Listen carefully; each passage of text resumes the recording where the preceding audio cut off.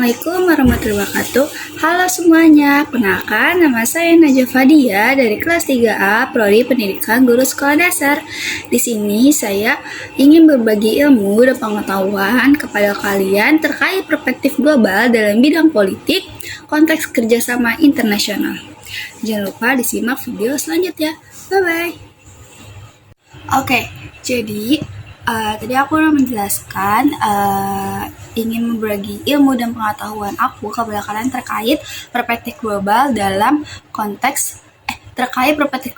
dalam bidang politik, konteks kerjasama internasional. Jadi perspektif global dalam politik kerjasama itu tuh sangatlah penting untuk memahami dinamika hubungan internasional dan tantangan yang dihadapi oleh negara-negara di seluruh dunia. Jadi kerjasama internasional itu dalam bidang politik itu tuh kayak menjadi fondasi utama untuk menjaga stabilitas, keamanan, dan kemakmuran di tengah dinamika global yang semakin kompleks atau yang semakin parah. Nah, perspektif global itu tuh kayak menekankan pentingnya keterlibatan nih untuk semua negara dalam menyelesaikan masalah mereka secara bersama-sama, kayak seperti contohnya itu kayak perubahan iklim, terus konflik bersenjata, terus juga ada kayak kesenjangan atau ketimbangan ekonomi. Nah, dalam dunia yang saling berhubungan ini, kerjasama itu tidak hanya menjadi pilihan, tetapi juga menjadi suatu kebutuhan yang mendesak. Nah, selanjutnya itu diplomasi multilateral atau yang memainkan peran penting dalam mendorongnya kerjasama internasional. Itu tuh ada organisasi PBB atau Perserikatan Bangsa-Bangsa. Nah, itu tuh kayak PBB ini tuh kayak menyediakan platform bagi negara-negara untuk berdialog dan mencari solusi damai atas berbagai tantangan.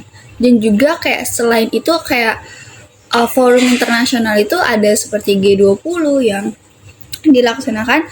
sempat dilaksanakan diadakan di Indonesia kalau nggak salah.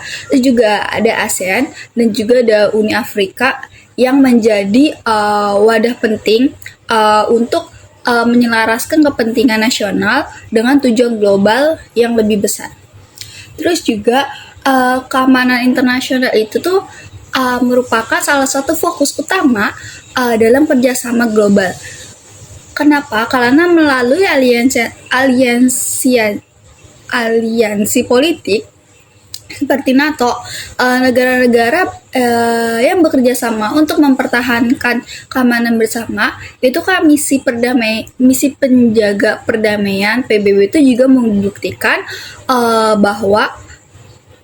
nyata bagaimana sih solidaritas global dapat membantu mengurangi konflik di wilayah-wilayah yang rentan. Terus juga selain itu perjanjian pelucutan senjata seperti perjanjian non-proliferasi senjata nuklir itu tuh menunjukkan bahwa adanya komitmen nih yang menjadi kolektif untuk menciptakan dunia yang lebih aman lagi. Terus juga perjanjian internasional yang sering menjadi alat penting untuk memfasilitasi kerjasama antar negara. Contohnya itu kayak ada perjanjian Paris yang perjanjian ini tuh bertujuan untuk mengatasi perubahan iklim secara kolektif. Jadi perjanjian Paris ini tuh kayak diadakan karena bertujuan untuk perubahan, karena ada masalah terkait perubahan iklim gitu. Terus juga proses ini tuh melibatkan negosiasi yang cukup panjang dan komitmen politik yang kuat dari berbagai negara untuk mencapai kesepakatan yang adil dan berkelanjutan. Jadi perjanjian Paris ini tuh kan tadi lebih ke untuk mengatasi perubahan iklim. Jadi tuh pas perjanjian ini tuh negara-negara tuh kayak bernegosiasi yang panjang gitu dan komitmen politik yang kuat gitu. Next selanjutnya. Selanjutnya itu selain itu perjanjian perdagangan kayak seperti NAFTA atau RCEP yang mencerminkan dimensi ekonomi dari kerjasama politik global. Jadi perjanjian perdagangan kayak NAFTA sama RCEP itu tuh kayak mencerminkan bahwa dimensi ekonomi itu dari kerjasama politik global gitu. Nah, dalam konteks hak asasi manusia, kerjasama internasional tuh menjadi sarana nih atau menjadi wadah untuk menegakkan nilai-nilai universal. Contohnya itu kayak lembaga seperti Pengadilan Kriminal Internasional atau ICC dan Dewan Hak Asasi Manusia PBB. Ini tuh kayak menunjukkan bagaimana sih komunitas global ini tuh dapat membantu untuk menegakkan keadilan dan melindungi korban pelanggaran hak asasi manusia. Dan juga kerjasama ini tuh kayak mencerminkan solidaritas global terhadap nilai-nilai kemanusiaan. Terus terkait isu migrasi internasional itu juga menjadi perhatian kayak pusat perhatian utama dalam kerjasama politik global. Terus konflik perubahan iklim dan kemiskinan tuh sering memicu gelombang besar-besaran yang memerlukan tantangan kolektif. Terus juga organisasi seperti UNHCR itu tuh dia tuh memainkan peran penting dalam melindungi pengungsi dan memastikan hak-hak mereka tuh dihormati atau tidak. Dan juga sementara negara-negara yang berkolaborasi untuk mengelola dampak sosial dan ekonomi dari migrasi. Jadi tuh isu migrasi internasional itu kayak ya pokoknya menjadi pusat perhatian lah yang paling utama gitu. Jadi kayak misal ada organisasi UNHCR itu kan dia memainkan kayak peran penting tadi melindungi pengungsi dan memastikan hak-hak mereka tuh dihormati atau tidak. Terus sedangkan kalau misalnya ada negara yang ingin berkolaborasi itu tuh dapat mengelola dampak sosial dan ekonomi dari migrasi itu. Terus selanjutnya itu kerjasama internasional itu juga memainkan peran penting nih dalam menangani ancaman non-tradisional secara terorisme, kejahatan siber, dan pandemi. Jadi itu kolaborasi antara negara-negara dalam berbagai informasi intelijen dan teknologi menjadi kunci untuk mengatasi ancaman ini. Contohnya itu ketika ada kerjasama dalam melawan pandemi COVID-19. Waktu itu kan kayak seluruh negara, seluruh dunia kan kayak ya udah kayak terpapar COVID-19 kan, terus melalui pembagian vaksin dan penelitian ilmiah. Jadi misal aku ngambil contoh, jadi ke waktu itu agak melenceng sedikit ke kerjasama di bidang kesehatan. Waktu itu kan Indonesia emang lagi parah-parahnya negara yang parah gitu kan, yang terkena dampak COVID-19. Jadi mau nggak mau kita tuh di bidang kesehatan kita tuh bekerja sama negara lain untuk mendapati vaksin supaya tuh masyarakat Indonesia tuh yang terkena COVID-19 itu tidak ada banyak seperti itu. Terus juga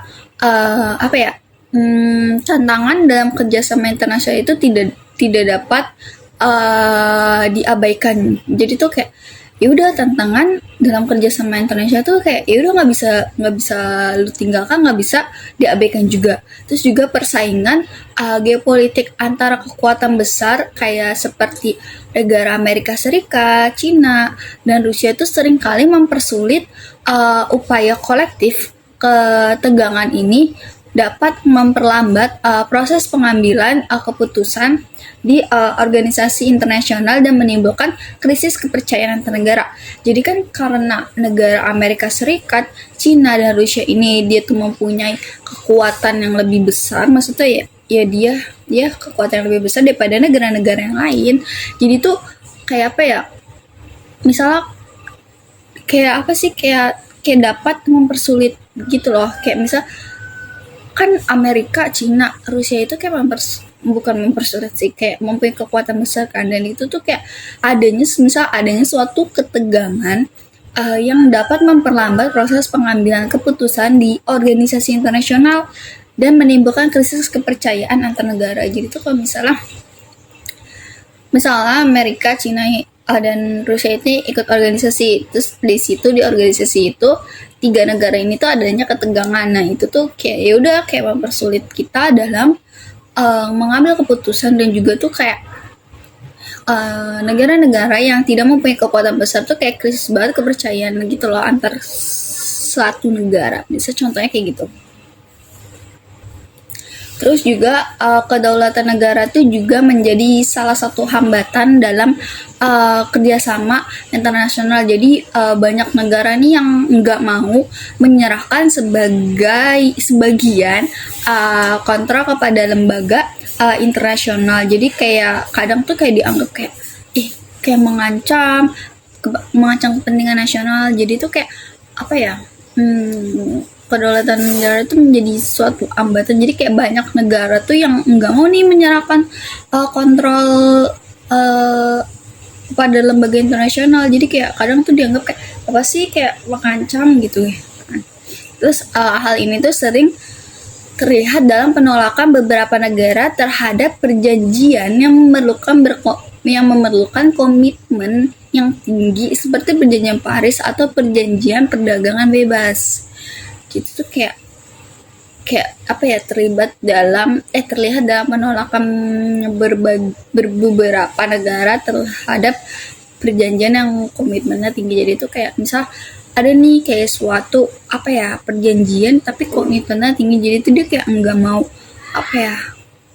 mau join atau nggak mau masuk gitu loh ke suatu organisasi.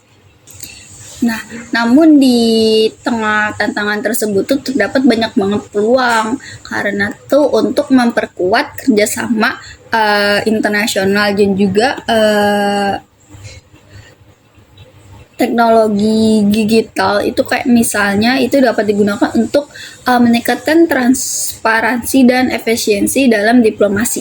Terus juga selain itu penguatan masyarakat sipil global itu dapat mendorong akuntabilitas dan memastikan bahwa kerjasama internasional itu tuh mencerminkan kepentingan rakyat gitu. Terus juga aliansi regional seperti ASEAN dan Uni Eropa itu tuh menunjukkan bagaimana sih negara-negara yang terbelakang berbeda itu tuh dapat bekerja sama secara efektif. Jadi tuh kayak misalnya ASEAN, ya tadi kan ASEAN sama Uni Eropa, walaupun mereka ini tuh mempunyai latar belakang yang berbeda tuh, tapi mereka tuh bisa bekerja sama secara efektif gitu. Terus juga kesuksesan ini itu tuh kayak memberi inspirasi bagi negara-negara lain untuk menjejaki model kerjasama yang serupa di kawasan mereka. Terus juga pendekatan ini tuh tidak hanya memperkuat hubungan bilateralnya aja, tetapi itu juga mendorong stabilitas regionalnya. Nah, dalam konteks ekonomi, ini agak sedikit melenceng ke bidang ekonomi, kerjasama bidang ekonomi. Itu tuh kerjasama internasional itu dapat membuka peluang untuk menciptakan pertumbuhan yang inklusif dan berkelanjutan. Jadi itu kayak seperti Belt and Road Initiative itu tuh menunjukkan bagaimana sih proyek infrastruktur dapat menjadi alat diplomasi yang mempererat hubungan antar negara. Nah, namun tuh kerjasama ini tuh juga memerlukan pengelolaan resiko yang hati-hati untuk mencegah ketergantungan dan berlebihan. Nah, juga kerjasama internasional ini tuh juga menjadi alat penting. Kenapa? Karena untuk mengatasi tantangan lingkungan yang tadi tuh yang aku sebutin, ada kayak perubahan iklim gitu-gitu.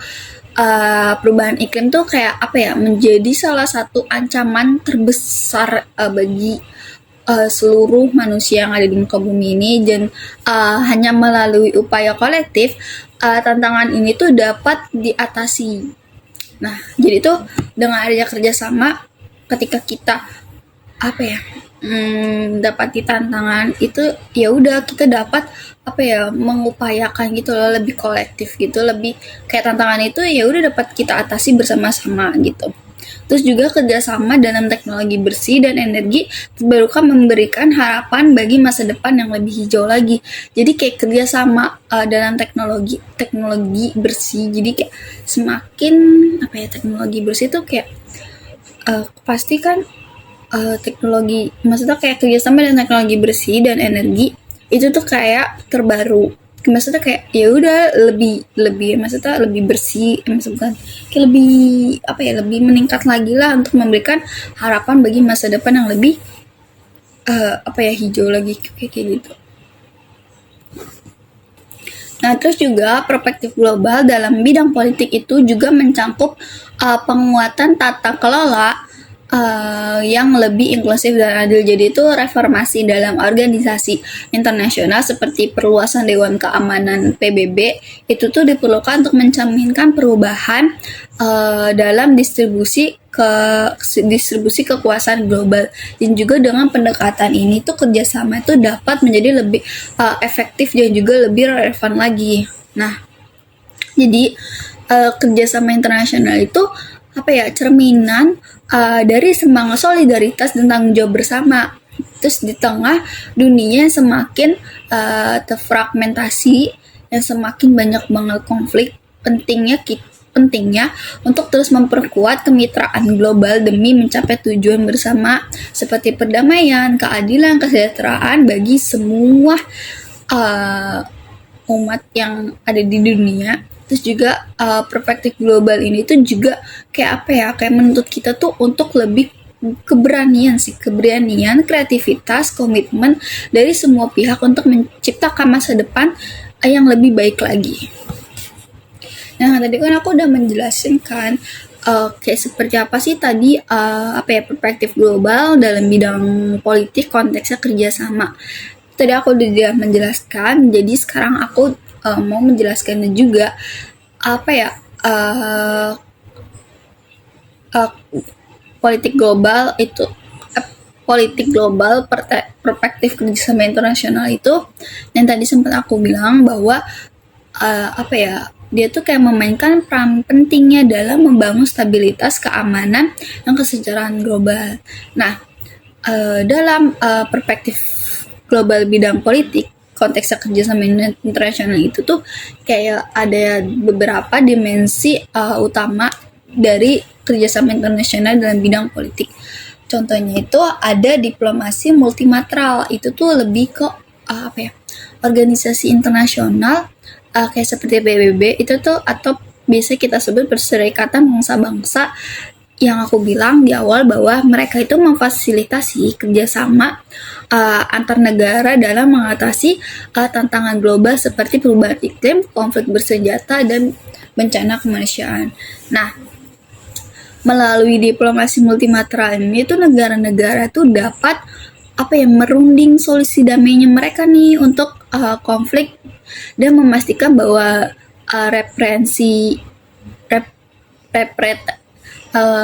representasi berbagai kepentingan. Jadi gitu. Jadi dengan adanya diplomasi multilateral ini tuh kayak apa ya, menjadi wadahnya suatu negara apabila suatu negara ini tuh mengalami suatu tantangan politik gitu loh. Terus selanjutnya tuh ada keamanan dan perdamaian global. Jadi di keamanan dan perdamaian global ini tuh kerjasama internasional di bidang politik tuh sering terfokus pada menjaga menjaga keamanan global, misalnya melalui misi penjaga perdamaian PBB, terus kerjasama intelijen atau perjanjian pelucutan senjata.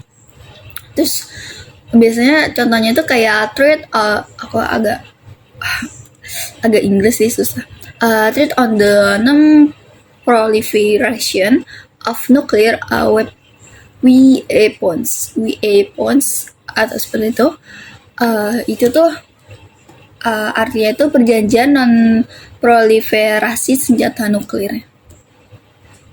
Nah, apa ya, kayak adanya keamanan dan perdamaian global dalam kerjasama internasional di bidang politik tuh aliansi seperti kayak NATO itu menunjukkan bagaimana sih negara-negara itu tuh dapat bekerja sama untuk mempertahankan keamanan secara bersama-sama gitu.